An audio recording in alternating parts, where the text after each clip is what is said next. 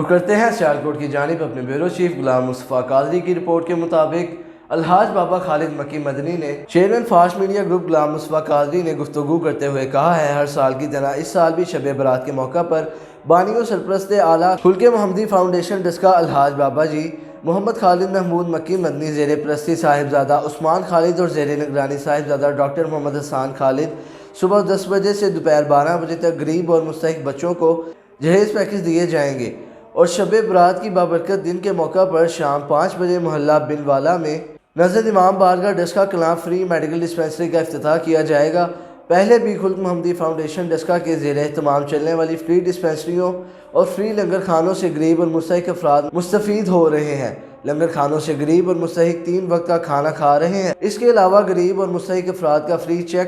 Checkup किया जा रहा है और फ्री मेडिसिन भी मुहैया की जा रही है।